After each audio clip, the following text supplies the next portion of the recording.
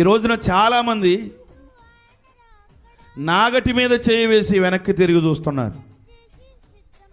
ఏముంది వెనక? ఏం సంపాదించుకుంటావు? ఏ ఆస్తి కూడబెట్టుకుంటావు? దేనికోసం వెనక్కి తిరిగావు? ఏమి వినపడి వెనక్కి తిరిగి చూసావు? ఈ రోజున ప్రళయం ఊరేగుతున్న రోజులు ఇవి.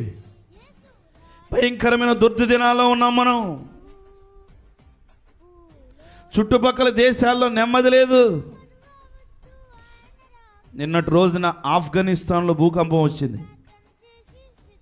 అది పాకిస్తాన్ వరకు పాకింది. పేక మేడల్లాగా పడ్డాయి బిల్డింగ్స్ అన్ని. 100 మంది చచ్చారు. నువ్వు కట్టుకున్న ఇల్లు ఏమైంది? నువ్వు కొనుక్కున్న స్థలం ఏమైంది? నువ్వు పేరు పెట్టిన పొలం ఏమైంది? ఈ రోజున నీ ఇంటికి విలువ లేదు, నువ్వు చేయించుకున్న మంచానికి విలువ లేదు. ఆ భయంకరమైన భూకంపంలో మొత్తం సర్వనాశనమయ్యాయి. బ్రతుకు జీవుడా అంటూ బ్రతకాలి, కాళ్ళు చేతులు ఇరిగినా బ్రతకాలి, ఊపిరుంటే చాలని 7 అంతస్తుల మేడ మీద నుంచి దూకుతున్నారు కిందకి.